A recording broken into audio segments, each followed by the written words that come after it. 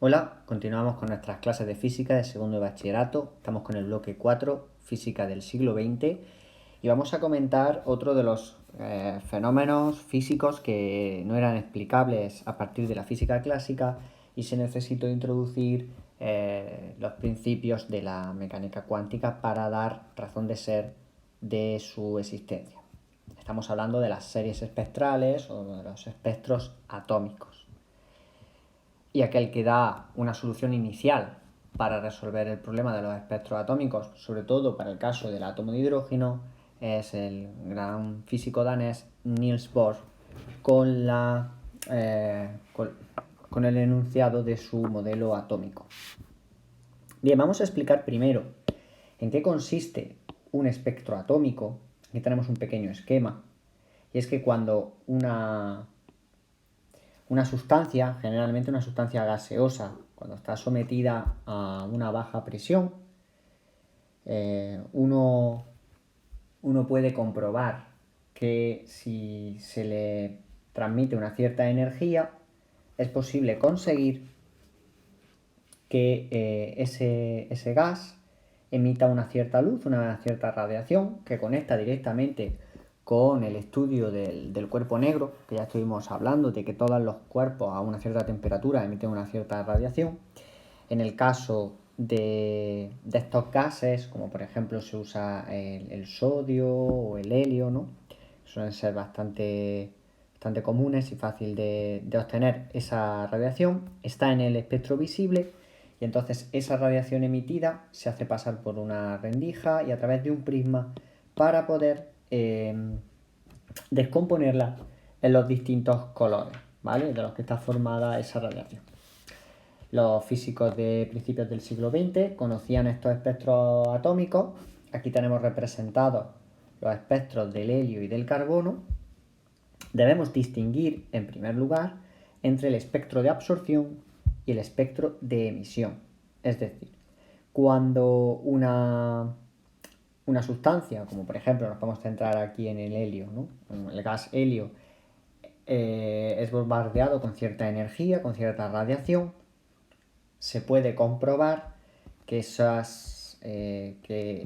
capaz de emitir cierta radiación en lo que se conocen como el espectro de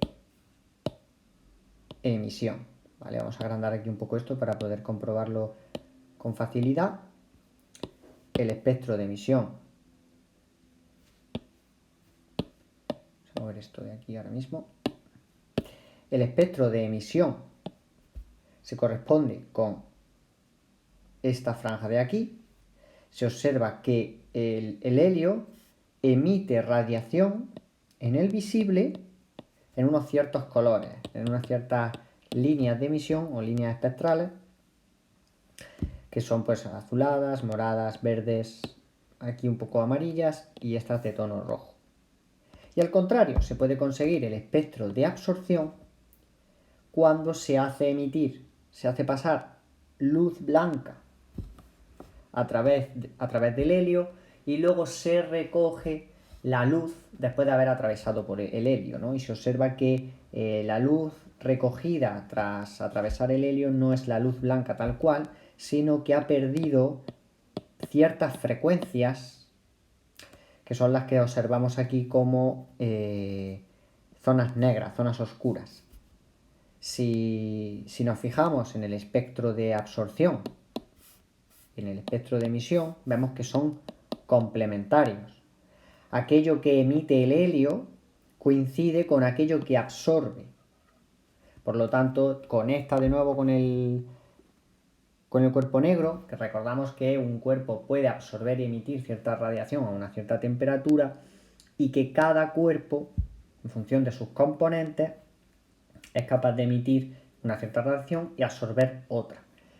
Por lo tanto, es característico de cada elemento químico un espectro de absorción y un espectro de emisión complementario. ¿De acuerdo? La pregunta que nos podemos hacer, y que se hacían los científicos de la época, era poder distinguir los espectros de cada una de las sustancias y también poder explicar por qué cada sustancia tenía un espectro distinto y por qué tenían lugar los espectros de esta manera.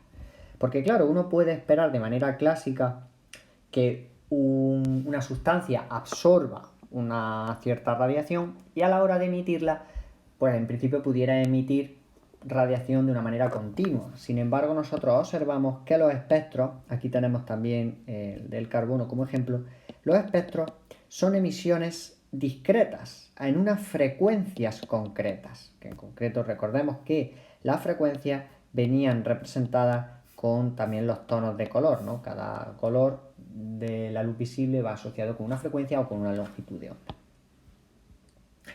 Estos son los espectros de absorción, para que no quepa duda. Y estos serían los espectros de emisión. Bien, los científicos se pusieron a estudiar los espectros y para el caso del átomo de hidrógeno se consiguió encontrar una expresión experimental. Expresión experimental que se la debemos a Balmer. Hay varias personas investigando en este tema, a Balmer, a Rydberg, a Ritz, ¿vale? Que nos dice que la longitud de onda, o 1 partido la longitud de onda de la radiación emitida o absorbida en un espectro es igual a una constante R multiplicado por unos números n que van asociados con una serie de líneas, de series espectrales que se estudiaron, ¿de acuerdo? Hablaremos con más detalle de estos valores de n para cuando podamos explicar exactamente el porqué de los espectros atómicos, por qué los espectros atómicos tienen esta forma. Yo creo que será más eficiente para la longitud del vídeo. Esta constante R se llama constante de Rydberg, ¿de acuerdo? Y tiene un valor de 1,09737 por 10 elevado a 7 metros a la menos 1, ¿vale? Se llama constante de Rydberg. Básicamente, de una forma muy rápida, digamos que en función del tipo de emisión o de absorción que se esté estudiando, aquí se tienen que colocar números naturales, ¿vale? 1, 2, 3, 4. Y en función de eso se deducía el valor de la longitud de onda de esa radiación.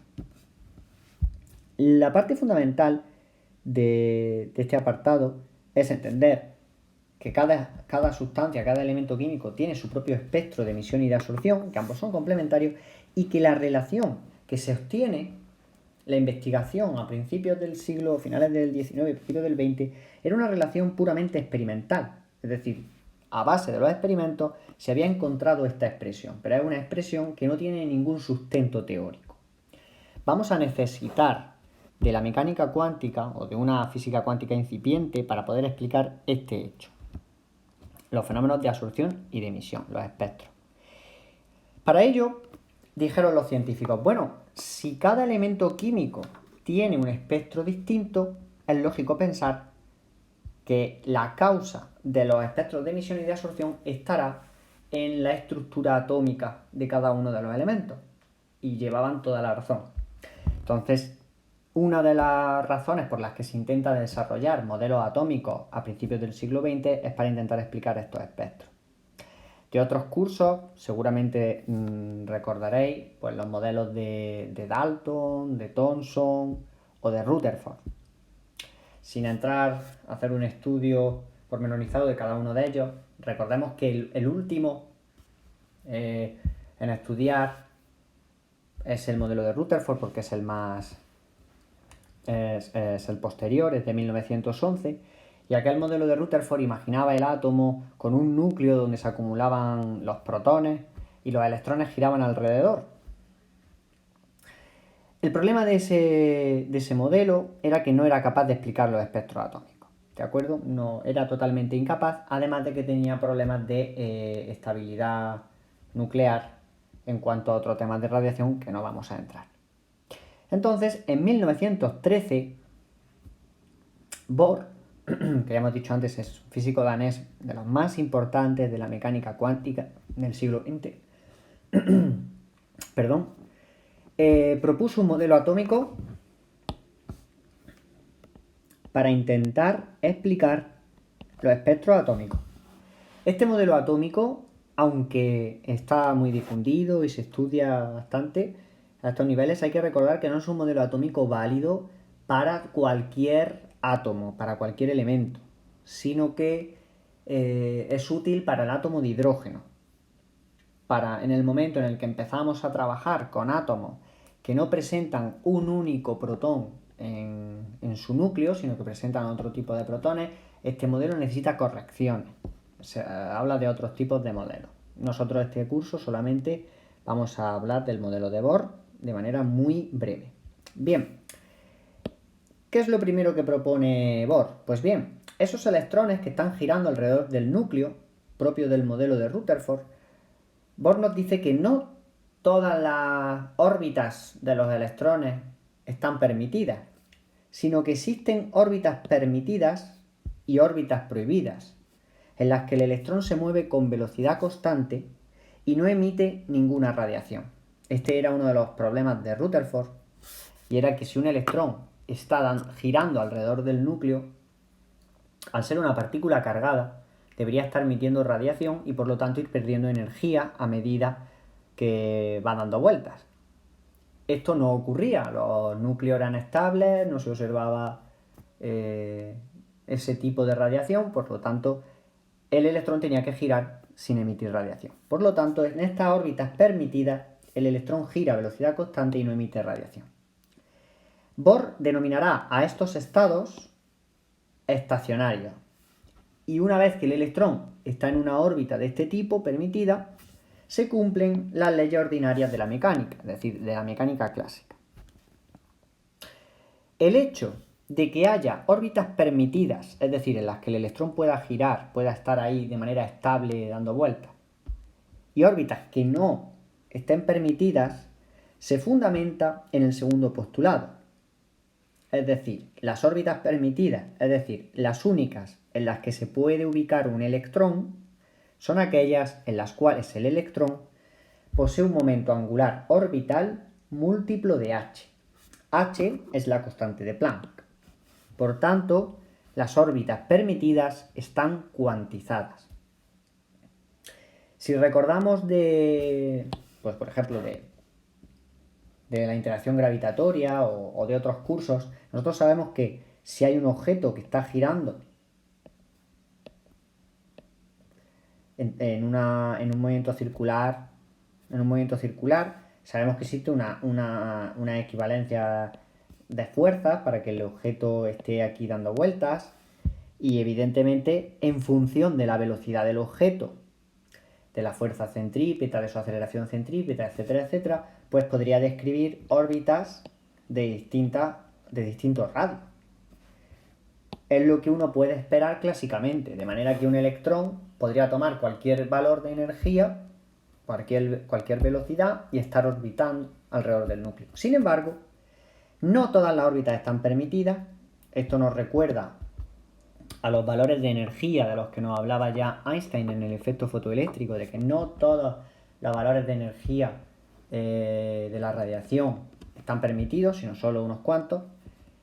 Y eso viene reflejado en el momento angular. El momento angular no es una magnitud que hayamos trabajado en profundidad en este curso, pero de alguna forma es una magnitud que nos ayuda a medir el movimiento de giro de un objeto, de un sistema. Entonces, decir que el momento angular está cuantizado, es decir, no puede tomar cualquier valor, aquí lo tenemos, depende, es un múltiplo de h barra, h barra es lo mismo que decir h partido por 2pi. Y el momento angular viene dado por, en este caso sencillo, como por m, la masa del electrón, por la velocidad del electrón, por el radio de la órbita. ¿De acuerdo? De manera que esta condición se tiene que dar. Este producto de masa del electrón, velocidad y radio tiene que ser igual a un múltiplo entero de h, constante de Planck, partido por 2pi.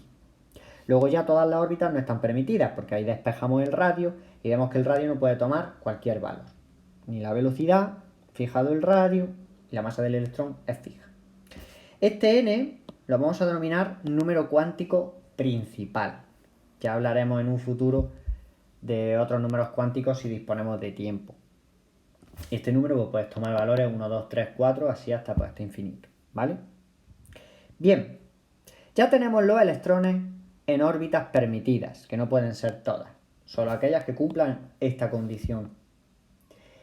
Pero ¿qué pasa entonces con los espectros? Porque al final los espectros es radiación que llega a la sustancia, al elemento químico, y que absorbe o que emite. Y eso lo va a explicar Bohr con transiciones de los electrones desde una órbita permitida a otra órbita permitida. Nos lo explica en el postulado 3. Toda emisión o absorción de radiación en un sistema atómico es originada por la transición entre dos estados estacionarios. La radiación emitida o absorbida durante tal transición corresponde a un cuanto de energía cuya frecuencia F está determinada mediante la hipótesis de Planck, es decir, la energía es igual a h por F. Dicho de otra manera, el electrón se puede desplazar entre órbitas permitidas absorbiendo o emitiendo energía en forma de cuantos. Aquí tenemos esa variación de energía de la transición, que será energía entre dos niveles, entre dos órbitas, será igual a h por F. Podemos hablar de una absorción. Imaginemos, aquí tenemos una órbita y aquí tenemos otra órbita. Vamos a ponerlo, ¿vale? Vamos a hacer un poco más pequeño. Vamos a copiar este dibujito varias veces.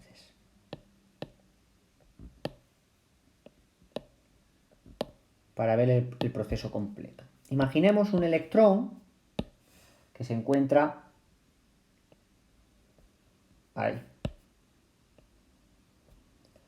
Por lo tanto, está en una órbita menor, más cerca del núcleo. Entendemos que el núcleo está aquí, ¿vale?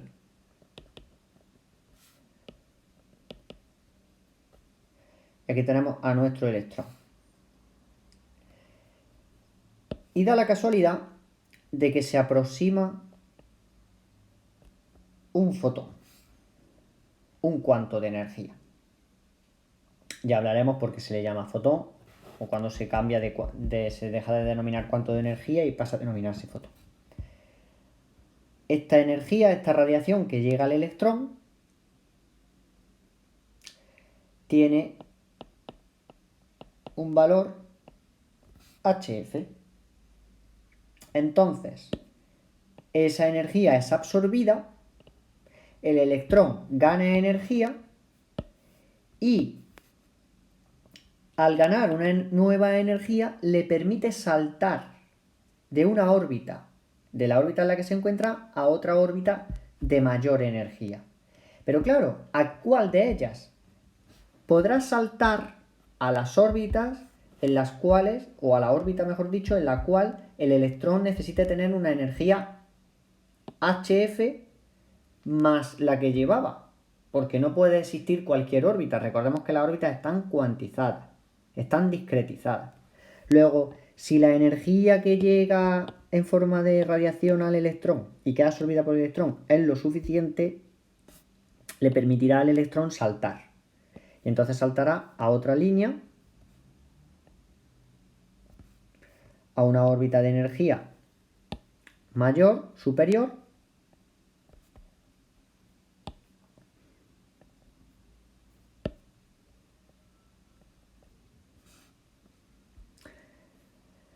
Y aquí se produce una variación de energía. Si esta es la 1 y esta es la 2, E2 menos E1, que va a ser igual a HF. Exactamente la energía que absorbe el electrón por medio de la radiación, que vale HF. También puede ocurrir que el electrón inicialmente, o ese mismo electrón que ha sido excitado desde su órbita inicial a una órbita de mayor energía, pierda esa energía y la emita en forma de fotón, en forma de cuanto de energía. Entonces, llegado a ese punto, este electrón emite energía en forma de fotón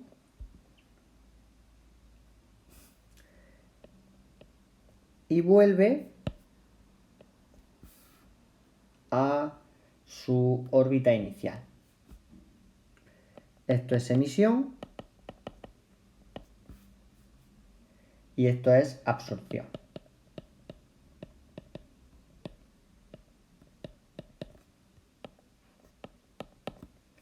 De tal forma que un átomo, los electrones de un átomo, pueden absorber energía si esa energía que llega les permite saltar a otros niveles de energía permitidos, y esos electrones que están excitados, que presentan una energía por encima de la energía que inicialmente tendrían, pueden emitirla y saltar a niveles de energía menores, emitiendo esa radiación en forma de cuantos de energía o de fotones, ¿vale? De tal forma que esto es como tener la cuantización de las órbitas, que viene dado por la cuantización del momento angular. En el fondo es como tener un edificio de pisos, y los electrones pues no pueden estar, pueden vivir en el primero, pueden vivir en el segundo, en el tercero o así sucesivamente, pero lo que no pueden vivir es en una entreplanta. Los pisos permitidos están dados por las plantas del edificio, y puede darse el caso de que un electrón, por ganar energía, salte de una planta a otra, pero nunca va a absorber energía, y esto es importante. Nunca puede absorber una energía que sea insuficiente para llegar a una segunda planta, si está en la primera. Eso no puede ocurrir. Si absorbe la energía, recordemos por el efecto fotoeléctrico que la absorbe completa. Absorbe el cuanto de energía completo, y es para saltar a una órbita permitida. Si no se produce ese proceso, porque no es posible, ya sea porque la energía que llega es insuficiente para saltar a cualquier nivel de energía, o aunque llega una energía suficiente, esa energía no es o no coincide con la energía de una órbita permitida, pues entonces ese fotón o ese cuanto de energía no es absorbido por ningún electrón. ¿De acuerdo? Vale, pues con estos postulados se puede estudiar el átomo de hidrógeno y dar explicación a los espectros, que yo creo que un poco después de haber visto los postulados, sobre todo este tercer postulado, puede haber alguien con una idea ya de en qué consisten los espectros atómicos. Pues bien, vamos a estudiar un poco con el modelo atómico de Bohr el modelo del átomo de hidrógeno, o como se le llama muchas veces, el átomo de Bohr, ¿vale? El radio de las órbitas de Bohr se puede deducir analizando una equivalencia entre la fuerza eléctrica que hay entre el electrón orbitando y el núcleo, que es positivo, donde está el protón del hidrógeno, con la fuerza centrípeta, pues las órbitas entendemos que son circulares. Por lo tanto, aquí tenemos la fuerza eléctrica, hemos puesto E como la multiplicación, E cuadrado como el producto de las cargas, de la carga eléctrica negativa del electrón y de la positiva del protón. El R es el radio de la órbita, M es la masa del electrón, V es la velocidad y K es la constante eléctrica, que como sabemos es equivalente a 1 partido 4pi epsilon sub 0. Si despejamos el radio, nos queda una expresión con la que tenemos aquí, y tomando esa relación de cuantización del momento angular, es decir, esta igualdad que tenemos aquí, el radio nos queda de esta forma y por lo tanto es un radio que está cuantizado. Depende de unos valores discretos de n. En concreto, si se mide en Armstrong, la longitud del radio, que es un Armstrong es 10 elevado a menos 10 metros, el radio atómico de Bohr va tomando valores de producto del 0,53 por n al cuadrado, donde n sabemos que puede valer 1, 2, 3, 4, etc. También se puede hacer un análisis del átomo de hidrógeno, no atendiendo solamente al radio de las órbitas, sino a la energía de las propias órbitas de Bohr, o del átomo de hidrógeno. La energía de un electrón en una órbita será la suma de su energía cinética y su energía potencial. La energía cinética es un medio de la masa por la velocidad al cuadrado, y la energía potencial hablamos de la energía potencial eléctrica, pues el electrón, al estar orbitando alrededor de un núcleo, lo que está es inmerso en un campo eléctrico creado por el protón que está en el núcleo, ¿vale? De nuevo, E es la carga del electrón al cuadrado, porque el protón y el electrón tienen la misma carga. En vez de poner K hemos puesto 1 partido 4 pi epsilon sub 0, y sabemos que es negativa porque como estamos en un campo eléctrico creado por una carga positiva y nosotros colocamos una carga negativa, que es el electrón, estamos creando un campo atractivo que por criterio de signos nosotros lo situamos siempre negativo para que el trabajo realizado por el campo sea positivo, a favor, ¿no?, digamos, del campo, evidentemente. Pues bien, vamos a coger la energía cinética y la energía potencial de ese electrón y le vamos a aplicar la cuantización. La energía cinética, aplicamos los valores discretos del momento angular y nos queda que la energía cinética tiene que ser igual a esto que tenemos aquí, sustituyendo el valor de V, y si sustituimos el valor de R, nos queda que la energía cinética tiene que tener un valor tal que así. Vemos que aparece el valor de n. Por lo tanto, la energía cinética del electrón está cuantizada y depende de la órbita en la que esté, del radio de la órbita. Con la energía potencial pasa lo mismo. Como ya tenemos R y no hay V, directamente cuantizamos cogiendo el valor de R. Siempre estamos utilizando esta fórmula de aquí, del segundo postulado de Bohr. Nos queda la energía potencial también dependiente de n. Por lo tanto, la energía está cuantizada. Cuantizar el momento angular, cuantizar las órbitas, es cuantizar también la energía de los electrones. Si hacemos la suma de estas dos magnitudes que tenemos recuadradas, aquí arriba nos queda que la energía total sería este valor, que depende de n y que normalmente, tradicionalmente, se multiplican todas las constantes y nos queda que la energía total de cada una de las órbitas del radio del átomo de hidrógeno, del átomo de Bohr, es menos 13,6 partido por n al cuadrado electrón-voltio. Un electrón-voltio es una unidad de medida de energía.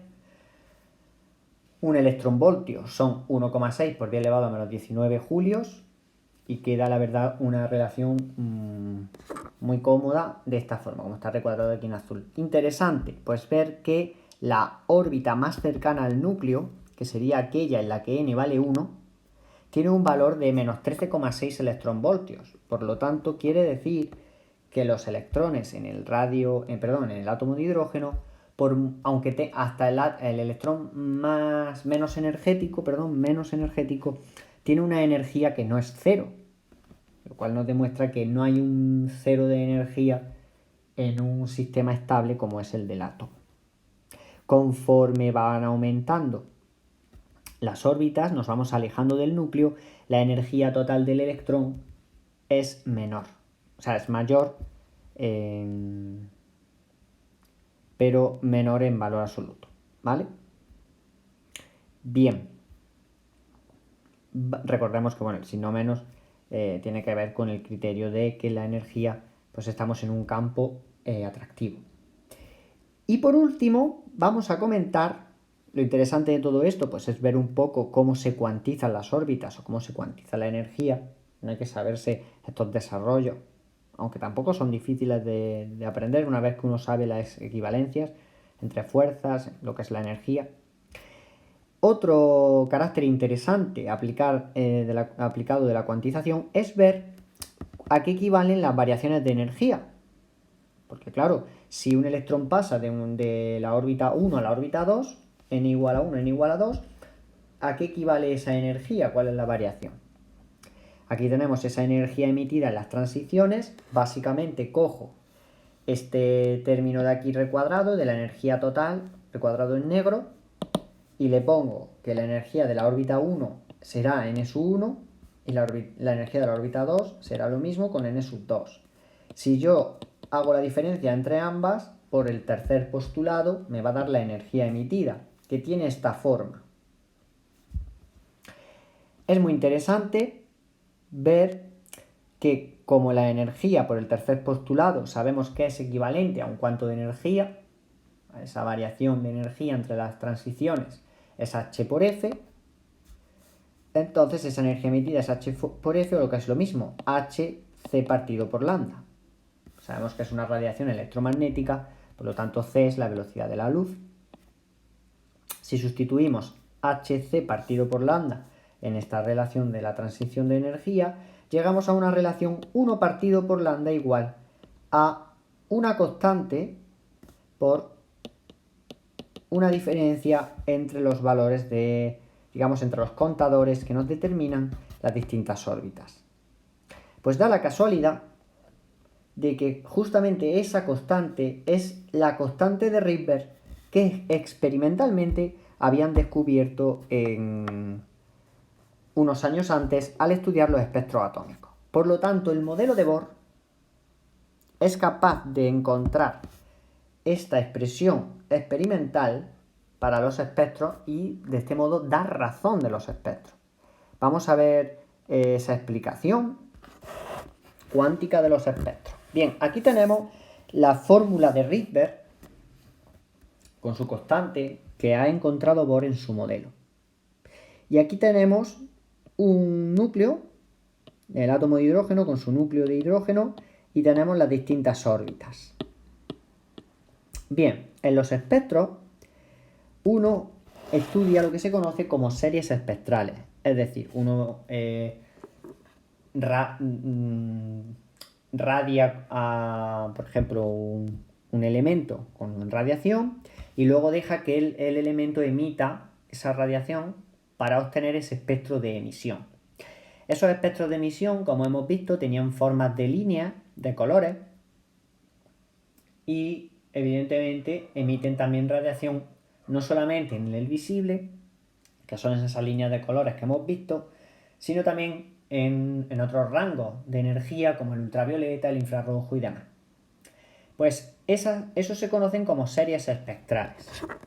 Bien, si yo quiero estudiar, por ejemplo, una serie espectral, históricamente denominaron a esas series en función de los científicos más importantes que trabajaron en estos temas. En primer lugar, tenemos la serie de Lyman,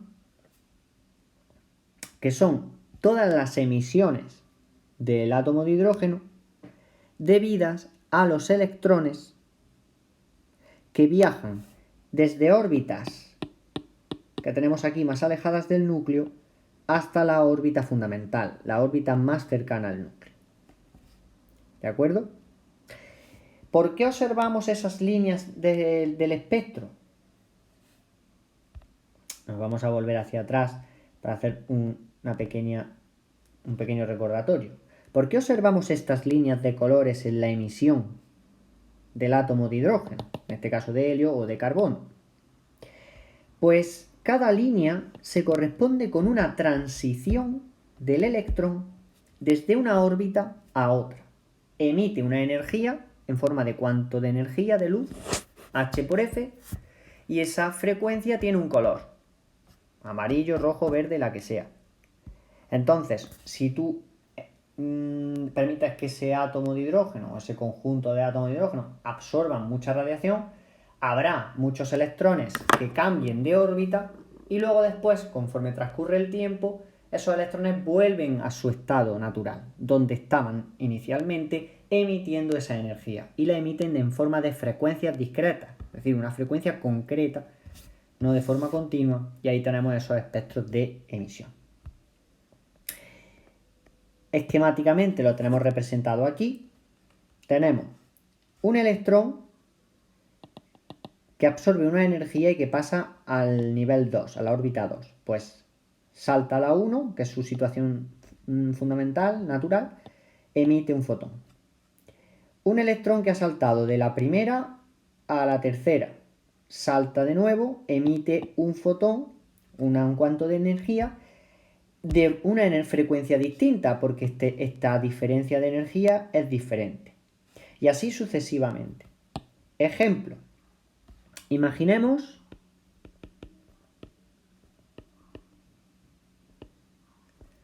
vamos a hacerlo con la serie de Balmer, que los resultados están en el visible, no con la serie de Lyman, que sería la 1, que están en el ultravioleta. Las energías que salen de los fotones son del ultravioleta. Vamos a coger la de Balmer, que tenemos también hechos aquí la serie espectral, los saltos posibles. Hemos dibujado solamente 7 líneas, 7 órbitas, pero habría infinitas órbitas. Además, a medida que las órbitas van ganando en n, las órbitas cada vez están más unidas, más juntas. Tendríamos, por ejemplo, serie de Balmer.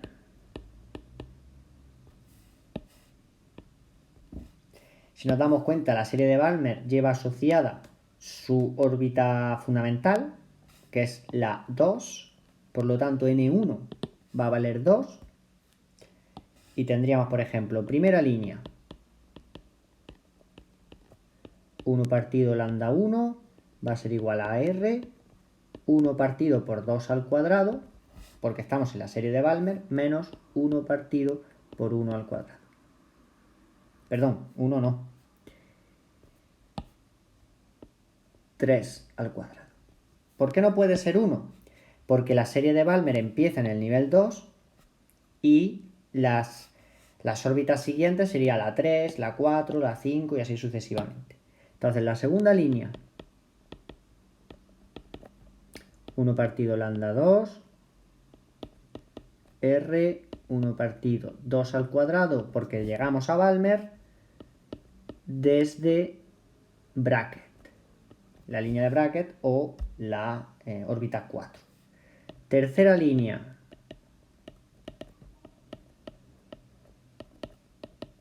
su constante de Rydberg, 5 al cuadrado. Y así sucesivamente, porque hay infinitas líneas en la serie de Balmer. En concreto, podríamos resolver para la serie de Balmer estos distintos valores y ver que nos saldrían frecuencias o longitudes de onda propias del visible.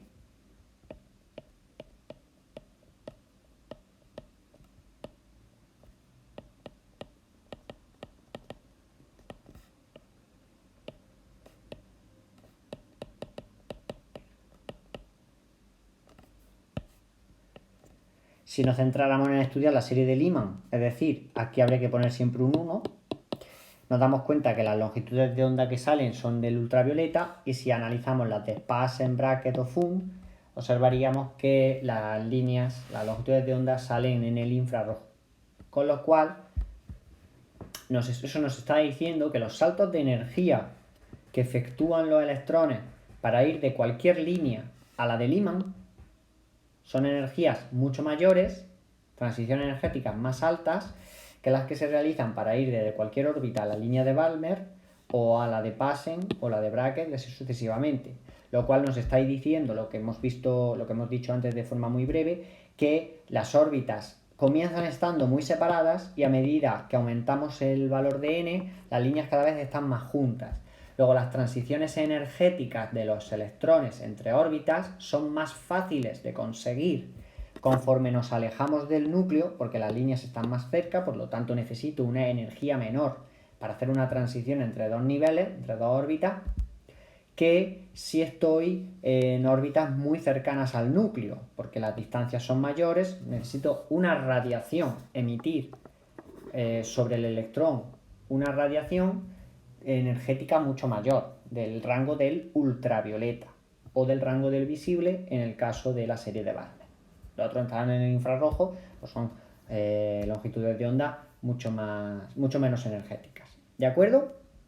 Muy bien, pues aquí hemos visto otro ejemplo en este vídeo de un fenómeno clásico que no se podía explicar y que era necesario introducir otra cuantización. Ya llevamos 3 cuantizaciones, la de Planck, la hipótesis de Planck, una cuantización basada en los osciladores, en cómo vibran las partículas de un sistema físico, no pueden tomar cualquier valor, lo cual permite entender cómo se absorbe o se emite energía, radiación.